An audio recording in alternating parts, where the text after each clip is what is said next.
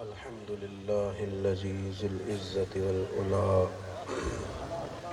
والصلاة والسلام على سيد الأنبياء شمس الضحى بدر الدجى نور الهدى منبع الجود والعطاء أما بعد أعوذ بالله من الشيطان الرجيم بسم الله الرحمن الرحيم الذي خلق الموت والحياة ليبلوكم أيكم أحسن عملا قال الله تبارك وتعالى في القرآن المجيد والفرقان الحميد يوم نحشر المتقين إلى الرحمن وفدا ونسوق المجرمين إلى جهنم وردا صدق الله العظيم إن الله وملائكته يصلون على النبي يا أيها الذين آمنوا صلوا عليه وسلموا تسليما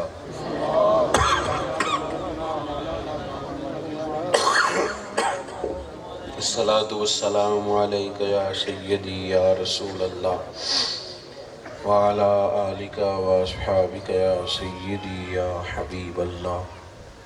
تمام تعریفیں حمد و ثنا اللہ جل شانہ کے لیے، درود و سلام نبی اکرم نور مجسم شفیع معظم احمد مجتبیٰ جناب حضرت محمد مصطفیٰ صلی اللہ تعالیٰ علیہ وسلم کی ذات والا صفات کے لیے حمد و صلوات کے بعد، دوستو، بزرگوں، بھائیوں، بالخصوص عالی قدر حضرات علماء کرام، اصحال ثواب کی یہ تقریب ہے۔ تھوڑی دیر چند ایک گزارشات آپ کی خدمت میں عرض کرنی ہے۔ اللہ تبارک و تعالیٰ اپنی رحمت کے ساتھ ہم سب کے دلوں کو دین کی طرف موڑ دے۔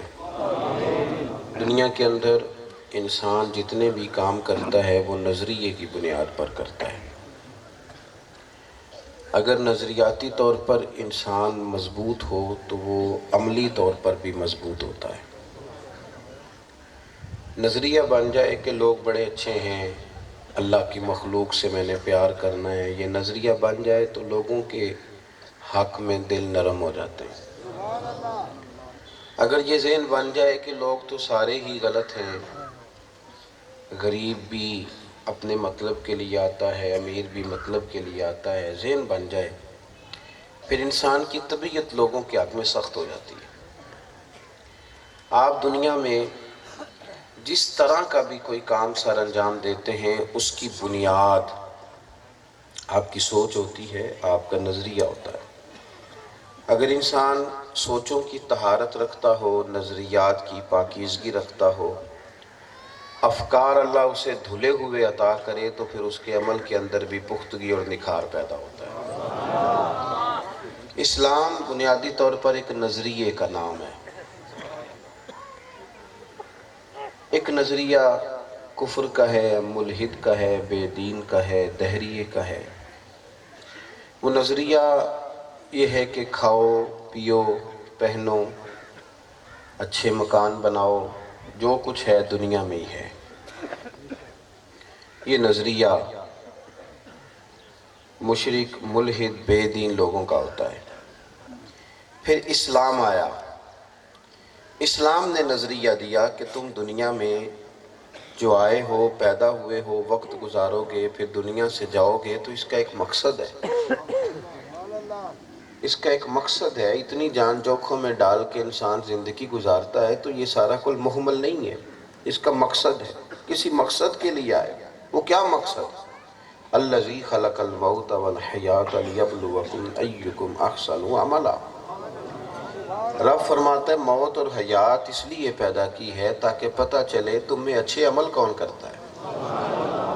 تم نے کردار کی بلندی کے لیے، تم نے اپنے وجود سے اپنے وجود کو سوسائٹی کے لیے نفع بخش بنانے کے لیے کام کرنا ہے۔ تم یہ دیکھو کہ تم اچھا عمل کتنا کو اچھا اور بہترین عمل زندگی میں کر سکتے ہو۔ بہتر سے بہتر عمل کرنے کے لیے تمہیں دنیا میں بھیجا گیا ہے۔ اب مومن کو جو نظریہ دیا گیا وہ یہ نظریہ دیا گیا کہ تم نے زندگی مسافروں جیسی گزارنی ہے، دنیا میں رہنا ضرور ہے پر اس سے دل نہیں لگانا، دنیا کی رنگینیوں میں، اتار چڑھاؤ میں، دنیا کی دکھاوے میں، دنیا کی رعنائیوں میں کھونا نہیں تم نے، بلکہ تم نے یہاں مسافر کی طرح رہنا۔ کن فی الدنیا کا انک غریب او کا عابر السبیل او کما قال نبی صلی اللہ تعالی علیہ وسلم، مسافر اور راہگیر کی طرح تم نے، یعنی ایک نظریہ یہ تھا کھا لو پہن لو موج کر لو، ایک نظریہ یہ ہے کہ تم مسافر ہو، مسافر ہو۔ جو لوگ یہاں سے مسافر بن کے پردیس جاتے ہیں نا کمائی کرنے کے لیے، وہ وہاں لمبے چوڑے مکان نہیں بناتے، کیونکہ ان کو پتہ ہوتا ہے میرا مکان تو پاکستان میں ہے۔ 35 سال سعودی عرب میں لوگ وقت گزارتے ہیں، پھر میرے بھائی وہ تو کمبل بھی نہیں بدلتے 35 سالوں میں، وہ جو پہلے دن خریدا ہوتا ہے واپسی تک وہی رہتا ہے۔ کیوں؟ ان کا ذہن ہے کہ میرا گھر پاکستان میں، لہذا میں یہاں پیسے کیوں خرچ کروں؟ مسافر رٹے نہیں ڈالتا، لڑائیاں نہیں۔ دیکھیں نا، ایسا کبھی ہوتا ہے کہ روز سفر کرنا ہو، بندہ روز بس اسٹاپ پہ جائے تو اس کا ارادہ بن جائے کہ میں روز ہی مجھے یہاں آنا پڑتا ہے، تو یہ جو بس پہ اسٹاپ پہ کھڑے ہونے کی جگہ تھوڑی خرید نہ لوں۔ کبھی خریدی ہے کسی نے؟ روز جاتے ہیں نا وہاں۔ کیوں نہیں خریدی؟ اس لیے کہ اسے پتہ ہے بس صحیح اور میں گیا۔ جو لوگ بہت زیادہ ریلوے اسٹیشن کی طرف جاتے ہیں وہ انہوں نے کبھی یہ کہا ہے کہ پلیٹ فارم کی جگہ تھوڑی سی خرید لوں، کیونکہ ان کو پتہ ہے ٹرین آئی اور میں گیا۔ مہنگی ٹکٹ لے کے بھی جو آدمی جہاز میں ٹریول کرتا ہے نا، اس کی سیٹ پر بھی ویٹنگ روم میں کوئی دوسرا بیٹھ جائے تو لڑائی نہیں کرتا، چپ کر کے بیگ اٹھا کے آگے چلا جاتا ہے، اسے پتہ ہے فلائٹ آئی اور میں گیا۔ مسافر رٹے نہیں ڈالتے، مسافر جھگڑے نہیں کرتے، سبحان اللہ، سبحان اللہ۔ مسافر بحث نہیں کرتے، مسافر اس طرح کے کام نہیں کرتے۔ انہیں پتہ ہوتا ہے کہ ہمیں تو رسول اللہ صلی اللہ علیہ وسلم نے کہا تم مسافر ہو۔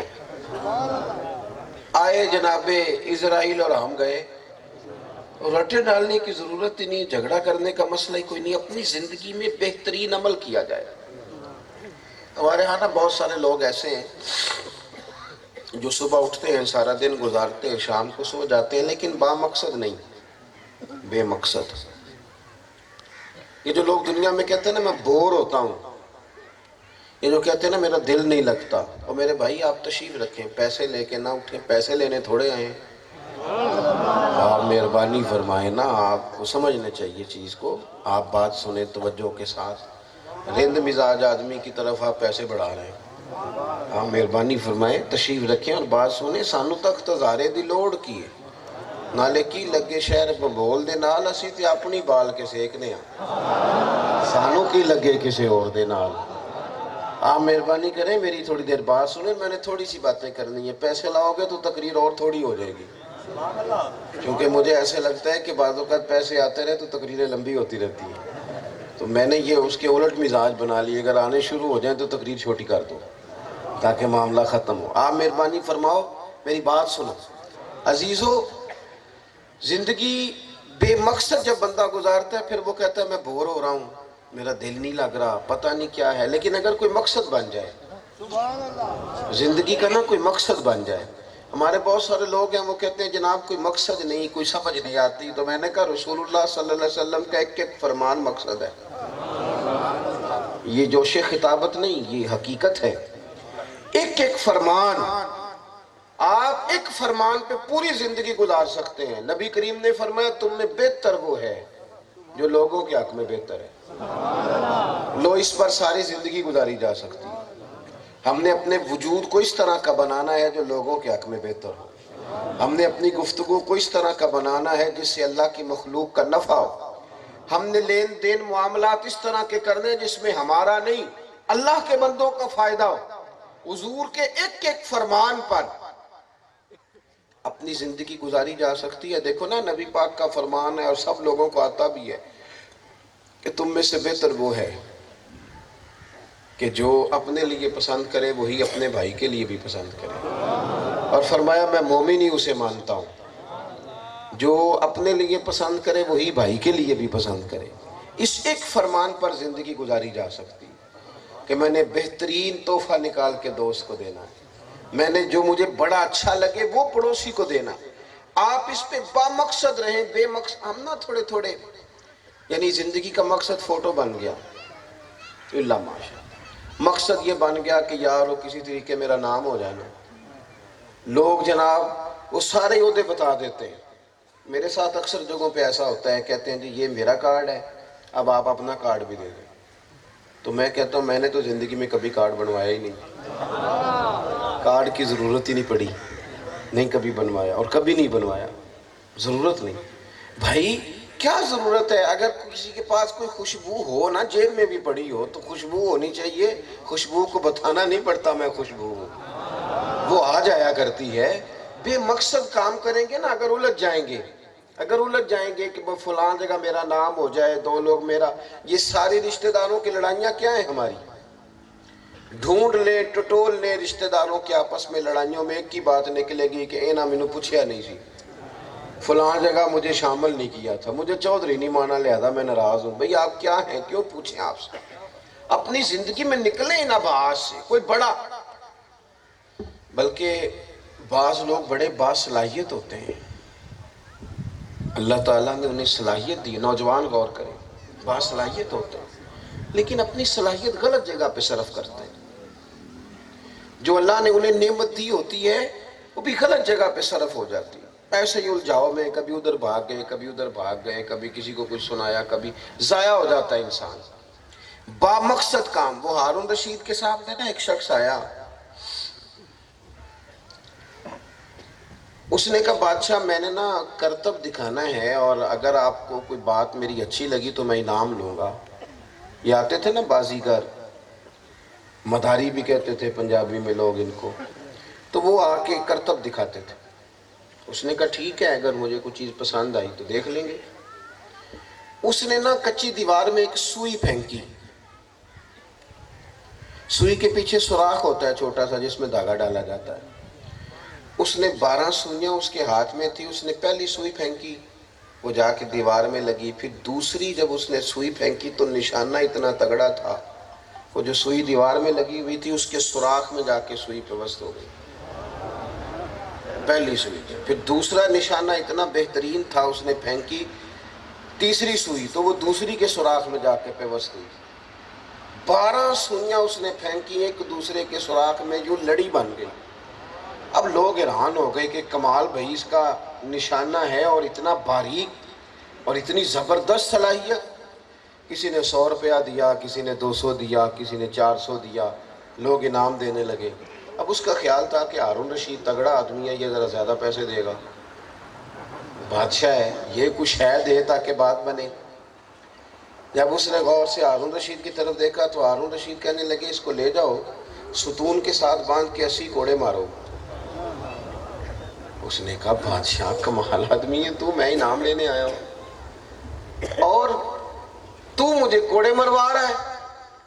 تو ہارون رشید کہنے لگا تجھے کوڑے اس لیے مروا رہا ہوں کہ اللہ نے تجھے اتنی اچھی صلاحیت دی ہے اور تو کرتب دکھانے میں ضائع کر رہا ہے.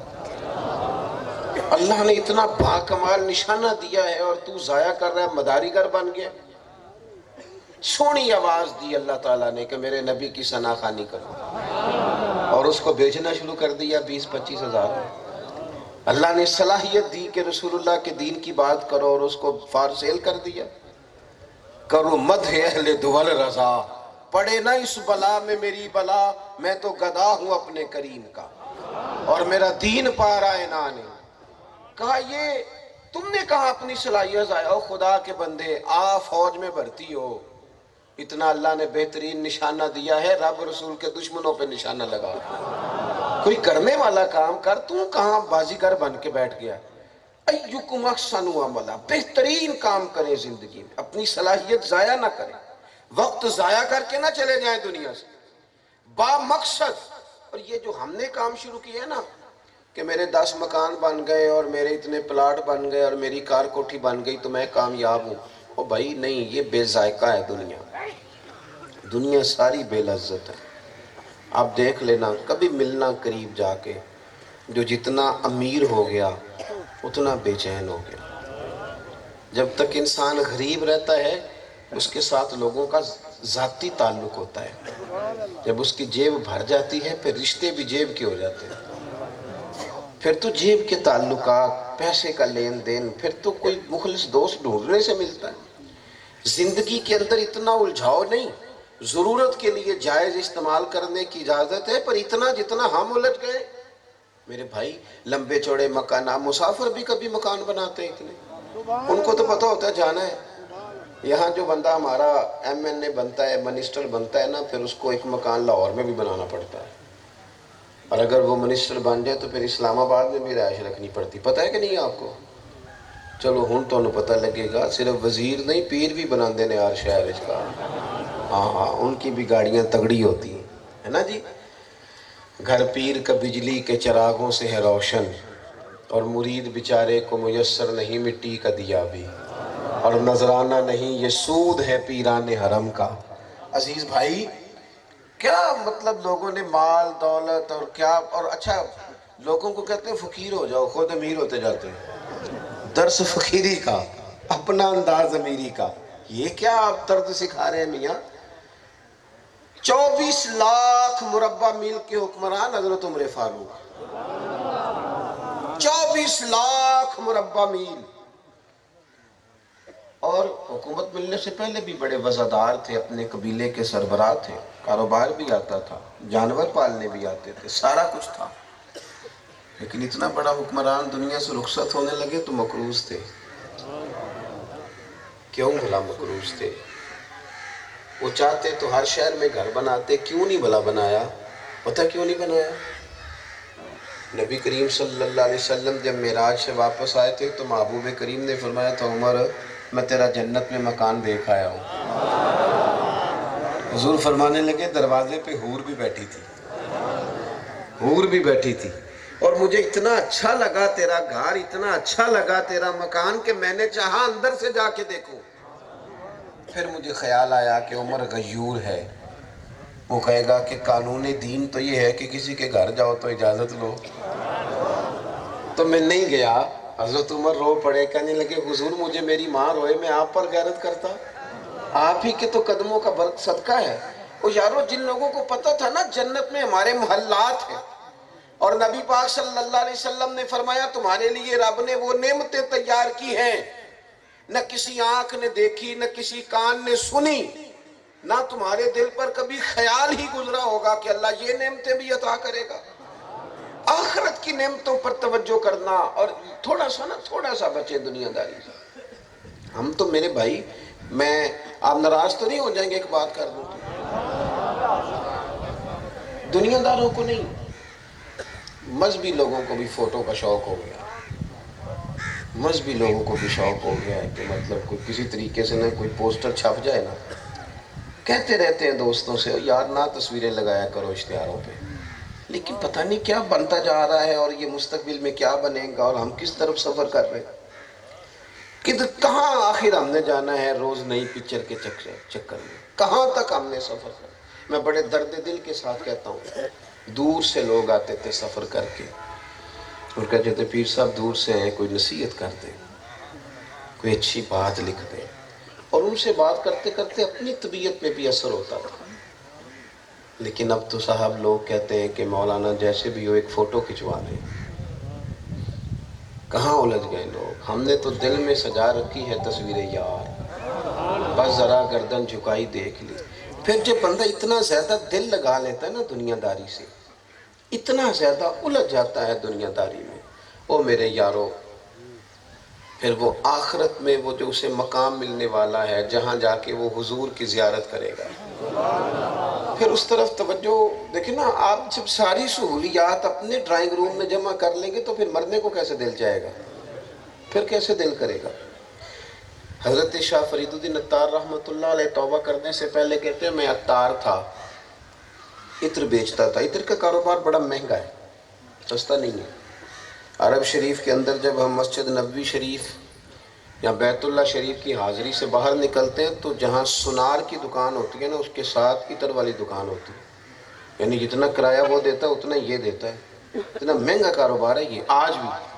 کہتے بڑا مہنگا کاروبار تھا اور میں نے جناب وہ شیشیاں بڑی مہنگی بوتلیں خوشبو کی رکھی ہوئی تھیں. ایک دن ایک بزرگ آ گئے, جب اللہ کو منظور ہو, یہ بہت سارے لوگ کہتے ہیں میں نے محنت کی تو میں دین میں آگے نکلا. اور بھائی محنت سے نہیں, جو بھی گیا خدا کے فضل سے گیا. میں سچی بات بتاتا ہوں, اللہ خود ہی بندوبست کر دیتا ہے. نکمے لوگ میری طرح کے بالکل بیکار لوگ, ان سے بھی کام لینا چاہے تو لے لیتا ہے. صرف اللہ کی تقسیم. باقی انسان جتنا مرضی دعویٰ کرتا پھرے وہ دعویٰ ہی ہے. سچ یہی ہے کہ واللہ یختص برحمتہ من یشاء. کہتے ہیں رب کریم کا ارادہ ہے, کرم ہوا کہ اللہ تعالیٰ مجھے اپنی بارگاہ کی طرف لے جائے اور توجہ کرائے میری ادھر. حضرت شاہ فرید الدین عطار رحمۃ اللہ تعالیٰ علیہ فرماتے ہیں میں اپنی دکان پہ روٹین میں بیٹھا کاروبار کر رہا تھا تو ایک درویش سے سادے سے بزرگ آ گئے اور آ کے نا انہوں نے خوشبو دیکھنی شروع کر دی, بوتلیں دیکھنی شروع کر دی. میں سمجھا دکان گاہک ہے, کوئی خریداری کرنے. ایک بوتل بھی دیکھی, دوسری بھی دیکھی, تیسری بھی دیکھی, چوتھی بھی دیکھی. تو سیانے جو ہوتے ہیں نا سیل مین, وہ گاہک کو جانے نہیں دیتے. اللہ کرے دین کے مبلغ بھی سیانے ہو جائیں, یہ بھی جانے نہ دیں, یہ بھی جانے نہ دیں, دین سکھا کے ہی بھیجیں. لیکن باقی سارے لوگ کہتے ہیں میں نے سکھانا ہے, دیندار کہتا ہے سیکھنا ہی تو سیکھ. نہیں تو میں اکثر کہتا ہوں اپنے حق میں قائل کرنا ہو تو لوگوں کو طریقہ آتا ہے. 50,000 کی ضرورت پڑ جائے نا کسی سے, فون کرتے ہیں جناب کدھر ہو, وہ کہتا ہے کام بتاؤ, کہتا ہے ٹیلی فون والا نہیں, ملوں گا تو بتاؤں گا. کہتا ہے میں تو 2 بجے ملوں گا. کہتا ہے تو 3 بجے ملے. پھر ملنے کے بعد بھی ڈائریکٹ پیسے نہیں مانگتا, پہلے منت کرتا ہے, مجبوری بتاتا ہے, پھر یہ بھی کہتا ہے تیرے سوا کسی نے دیے نہیں. یہ پوری طرح اس کو قائل کر لیتا ہے, واپسی وقت پہ دینے کا وعدہ بھی کرتا ہے. تو آخر میں کہتا ہے یار مجھے 50,000 چاہیے. یار جب تو نے اپنے حق میں قائل کرنا تھا تو تجھے طریقہ آتا تھا, اور جب نماز کے حق میں قائل کرنا تھا, جب تو نے داڑھی کے حق میں قائل کرنا تھا, قرآن مجید صحیح پڑھنے کے حق میں قائل کرنا تھا, پھر کیوں نہیں طریقہ آیا؟ وہ حضرت شاہ فرید الدین کہتے ہیں بابا جی دیکھ رہے تھے شیشیاں خوشبو کی. میں نے جلدی سے آگے بڑھ کے کہا بابا جی کیا دیکھ رہے ہیں, مجھے بتائیں کیا چاہیے؟ رب کا بندہ, باتوں میں اثر. فرمانے لگے پتر چاہیے تو کچھ نہیں, میں دیکھ رہا ہوں تیری جان بڑی مشکل سے نکلے گی. میں دنیا دار تھا, غصہ آیا, بابا کیوں مشکل سے نکلے گی؟ تو فرمانے لگے اتنی مہنگی مہنگی تو نے چیزیں رکھی ہیں, جب تم مرنے لگے گا کبھی یہ والی یاد آئے گی, کبھی وہ والی یاد آئے گی, کبھی فلانا پلاٹ, کبھی فلانا بینک اکاؤنٹ, کبھی وہ کیا کوٹھیاں کاریں کو تیرا دل کرے گا چھوڑ کے مرنے کو. مشکل ہو جائے گا تیرے لیے, تو نے دنیا داری بڑی کٹھی کر لی. زہد والی زندگی وہ تو نے نہیں اختیار کی. اتنا کچھ تو نے دنیا میں داؤ فریب کر کے بھی اکٹھا کیا, اور معاذ اللہ تو اتنا, اب تو کیسے چھوڑ کے مرے گا؟ کہتے مجھے اور غصہ آیا. میں نے آگے بڑھ کے کہا بابا میری تو مشکل سے نکلے گی, تو بتا تیری جان کیسے نکلے گی؟ بابا جی نے کہا ادھر آنا. بازو تھاما میرا, فرش پہ بزرگ لیٹ گئے, کلمہ پڑا اور ان کی روح پرواز کر دی. عرش فرشتے بانگا ملیاں نی, مکے پہ گیا شور, بلے شاہ سا نہیں ہوں مرنا, اتے مر گیا ہی کوئی ہور. حالے وارث شاہو کدو مر دے جنہ کیتیاں نیک کمائیاں نے. اور اقبال کہنے لگے موت کو سمجھے ہیں غافل اختتام زندگی, اور لوگوں یہ ہے شام زندگی. پھر صبح دوام زندگی یاد رکھنا. اگر تو ایکم احسن عملہ پہ غور کرو گے تو پھر زیادہ دل نہیں لگاؤ گے. آپ ضرور کمائی کریں, اس کے حلال کی فضیلت ہے, لیکن فقط دنیا دار نہ بن جائے.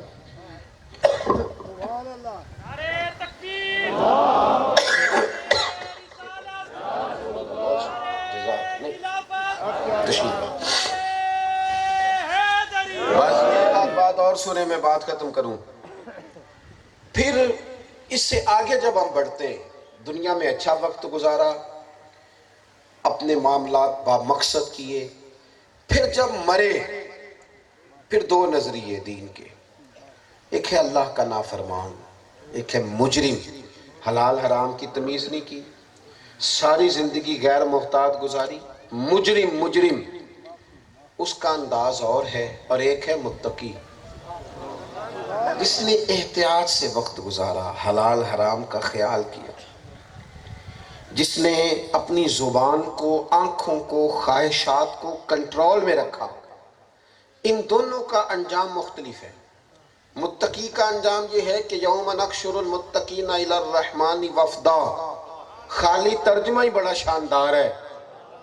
رب فرماتا ہے وہ جو متقی ہوں گے نا، انہیں قیامت کے دن اللہ کی بارگاہ میں مہمان بنا کے پیش کیا جائے گا، یعنی وہ مہمان جن کا میزبان رب قریب ہے، وہ مہمان۔ وَنَسُوقُ الْمُجْرِمِينَ إِلَىٰ جَهَنَّمَ وِرْدًا، جو مجرم ہوں گے وہ دوزخ کی طرف پیاس سے ہانک کے جائیں گے، جس طرح چرواہا بکریاں ہانک کے لے جاتا ہے، یوں ہانک کے جائیں گے۔ لیکن جو متقی ہوں گے، یہ یاد رکھیں کہ قبر کی بھی دو حالتیں ہیں۔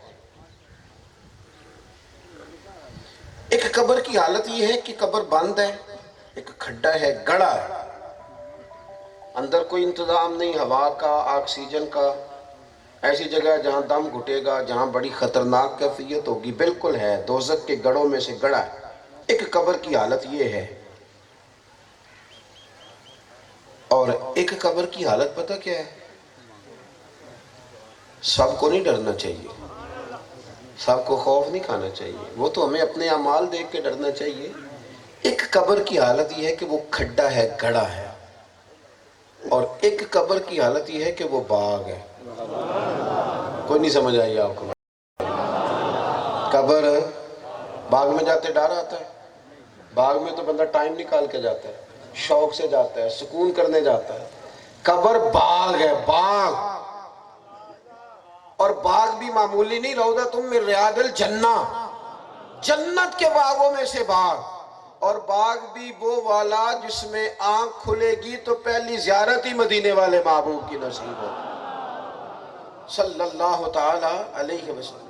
اب یہ پچھلے دنوں کرونا آیا نا، تو بڑا خوف، بڑا پینک، بڑا ڈر، بڑا ڈپریشن، ہو مریں گے تو کیا ہوگا۔ میں نے کہا وہ کسی اور کی بات ہے، تو رسول اللہ کا ماننے والا، تو نے تو سیدھے باغ میں جانا ہے۔ اور فاضل بریلوی رحمت اللہ علیہ تو کہتے ہیں کہ لحد میں عشق رخ شاہ کا داغ لے کے چلے، لحد میں عشق رخ شاہ کا داغ لے کے چلے، ہم نے اندھیری رات سنی تھی سو چراغ لے کے چلے۔ ہمارے ہاں پاس چراغ ہے نا وہاں کے لیے حضور کی محبت کی روشنی۔ قبر کے معاملے میں وہ جو خوف ہے، وہ جو آخرت کے معاملے کے اندر بڑا پینک، اس میں مبتلا نہ ہو، بس اپنی زندگی حسین گزارے۔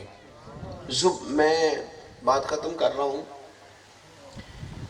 کچھ لوگوں سے ساری زندگی لوگ تکلیف میں رہتے ہیں، ساری زندگی۔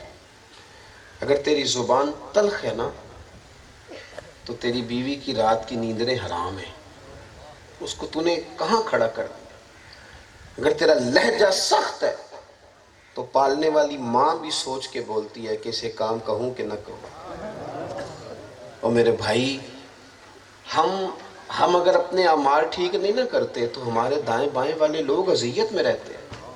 لہجوں کی تلخی، لفظوں، اور اب تو خیر بڑے سیانے لوگ دنیا میں آ گئے، کچھ لوگ کہتے ہیں جی میں سچا ہوں اس لیے کڑوا ہوں، حق بات کہتا ہوں اس لیے کڑوا ہوں۔ میں نے کہا آپ سجدہ صاف کریں، آپ غلط بات کر رہے ہیں، آپ غلط بات کر رہے ہیں۔ یہ کیا بات ہوئی میں سچا ہوں تو اس لیے کڑوا ہوں؟ یہ آپ کو کس نے سبق پڑھایا؟ یہ کہاں سے آپ نے استدلال کیا؟ یہ کہاں سے آپ نے دلیل پکڑی؟ او خدا کے بندو، کائنات میں سب سے زیادہ سچ رسول کائنات علیہ السلام نے بولا ہے، پر اتنا میٹھا کر کے بولا ہے کہ روحوں تک اتر گیا۔ یہ آپ نے کہاں سے بات لے لی کہ سچ کڑوا ہوتا ہے؟ سچ ہی تو میٹھا ہوتا ہے، کیونکہ سچ حقیقت ہوتا ہے، اور حقیقت کو دل قبول کر لیتا ہے۔ اس لیے یہ انداز نہ زندگی میں اختیار کریں کہ فلانی چیز ایسی ہے اور فلانی چیز ایسی ہے۔ نعرہ تکبیر، نعرہ رسالت، نعرہ خلافت، نعرہ حیدری، علماء اہل سنت۔ اپنے زندگی کے معاملات کو بہتر کریں، کوشش کریں کہ سارا دن غور کریں کہ یہ جو میں کام کرنے لگا ہوں اس میں میری آخرت کا نفع ہے کہ نہیں۔ اب میں آپ کو گارنٹی سے کہتا ہوں، آپ آخرت کے لیے کام کرنا شروع کر دیں، رب دل کو بھی سکون دے دے۔ اب تسلی، ورنہ اگر دنیا داری کے لیے تو دین کا کام بھی کیا جائے تو بے چین کرتا ہے، بے چین کرتا ہے۔ اگر دین کا کام بھی دنیا داری کے لیے کیا جائے تو وہ بھی بندے کو بے چین رکھتا ہے، اور اگر خیر کے لیے، آخرت کے لیے کیا جائے تو اللہ قرار دیتا ہے۔ اللہ تعالی ہمیں سمجھ عطا کرے۔ یہ ایک سوال ہے،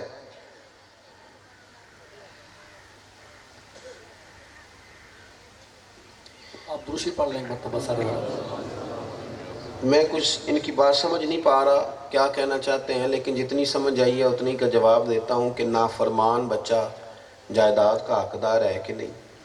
کسی کو کیا دینا ہے یہ تو والد پر ڈیپینڈ کرتا ہے، لیکن جہاں تک اس بات کا تعلق ہے کہ اس کو کچھ دینا چاہیے کہ نہیں دینا چاہیے، تو ایک بات ذہن میں بٹھا لیں کہ اللہ اپنے نافرمان کو دنیا دیتا ہے کہ نہیں؟ کو نہیں سمجھ آئی آپ؟ کافر کو روٹی ملتی ہے، مشرک کو، منافق کو زمین پہ رہنے کو جگہ ملتی ہے۔ نبی پاک صلی اللہ علیہ وسلم نے فرمایا اگر اللہ کی نظر میں اس دنیا کے مال کی قیمت مچھر کے پر کے برابر بھی ہوتی نا تو کافر کو گھونٹ پانی کا بھی نہ ملتا۔ نافرمان بچہ ہو تو اس کو پھر بھی آنکھ نہیں کرنا چاہیے، دنیا داری یا جائیداد میں سے اسے حق دینا چاہیے۔ ہاں وہ دعاؤں سے محروم ہو گیا، یہ تھوڑی اس کی بدقسمتی ہے۔ سمجھ آ گئی بات کی؟ ایک سوال اور ایک دوست نے پوچھا تھا، میں کوئی زیادہ ان معاملات کے اندر سوالوں کے جوابات کا یہ نہ کوئی نشست ہے نہ کوئی عنوان ہے، تو آپ نے فرما دیا جی نہیں ہو گئی جی، اللہ آپ کو خوش رکھے جی، بات تو ہو گئی۔ ایک سوال پوچھا اس کا جواب عرض کر کے پھر انشاءاللہ دعا کرتے ہیں۔ میری بات پر توجہ کریں۔ کسی بھی مقامی عالم اور مقامی شخصیت کے بارے میں جب آپ کوئی بات سوچتے ہیں وہ کرتے ہیں تو اس کی ایک مین وجہ ہوتی ہے، وہ اچھی طرح سمجھ لیں۔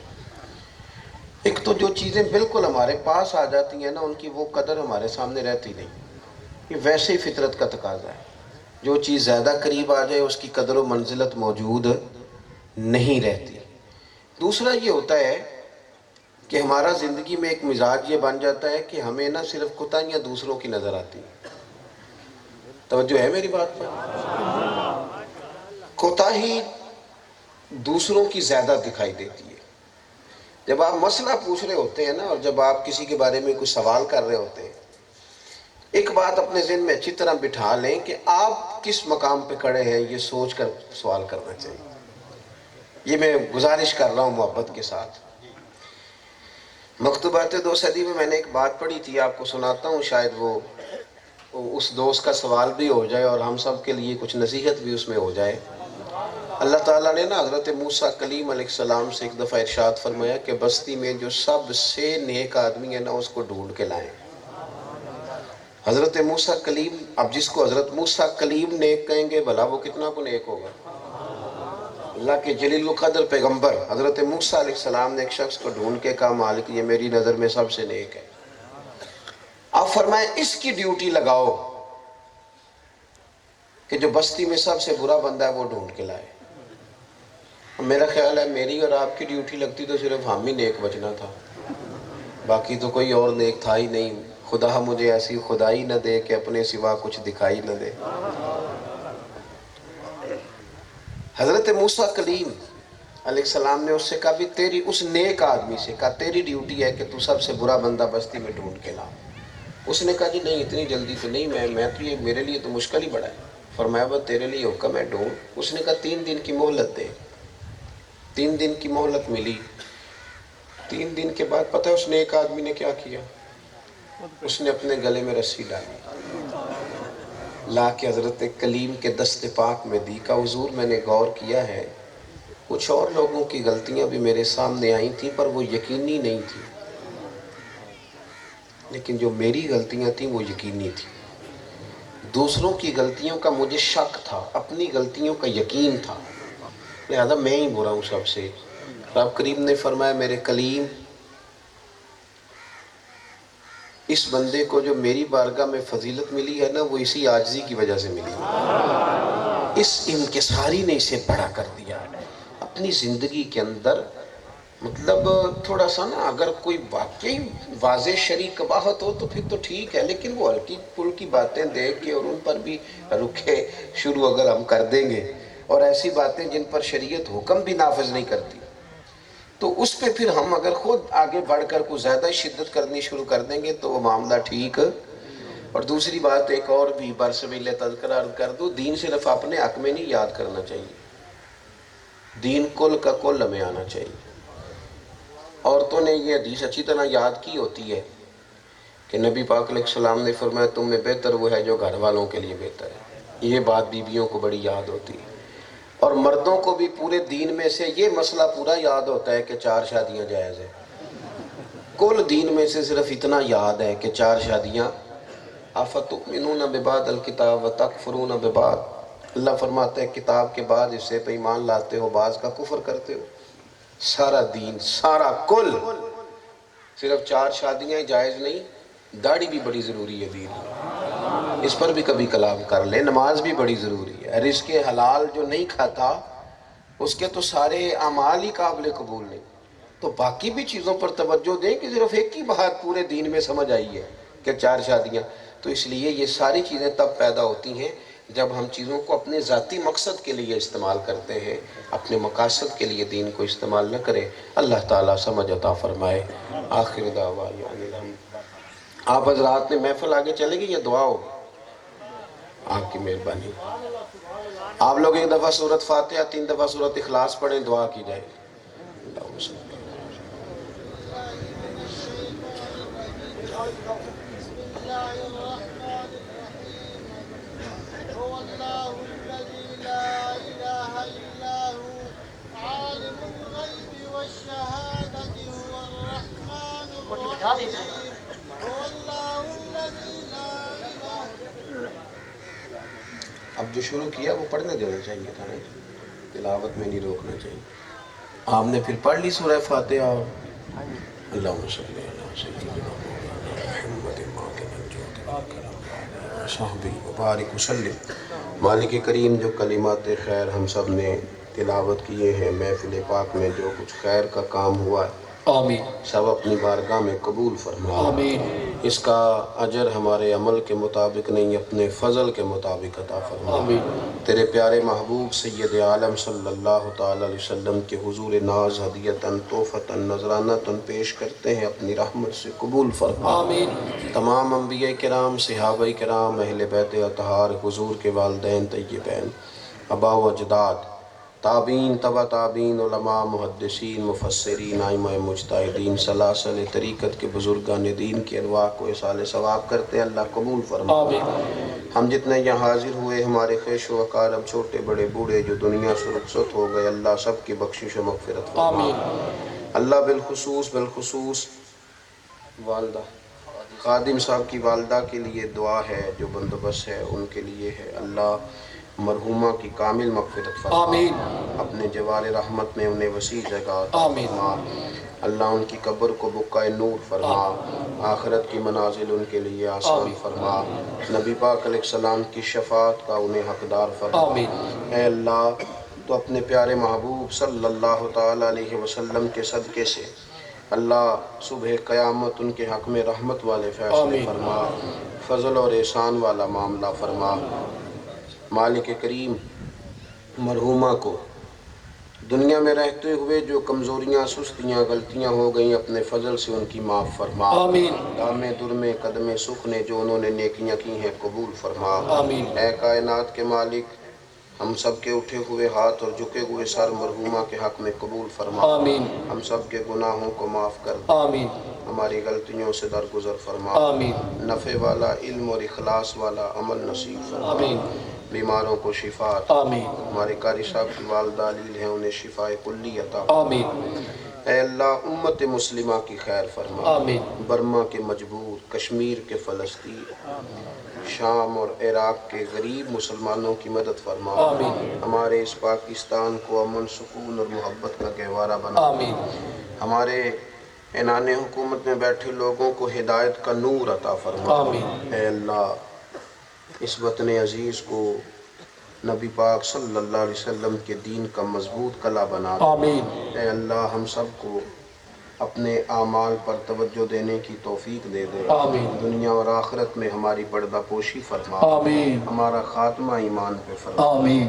قرب و جوار سے دور دراز سے جو لوگ تشریف لائے سب کو برکتیں عطا فرما۔ آمین اے اللہ جن احباب نے یہ بندوبست کیا ہے انہیں بہترین صلہ عطا فرما۔ آمین اللہم انا نسألک العفو والعافیۃ فی الدین والدنیا والآخرہ۔ آمین اللہم رب اغفر وارحم وانت خیر الراحمین۔ آمین وصلی اللہ تعالی علی حبیبہ سیدنا و مولانا محمد۔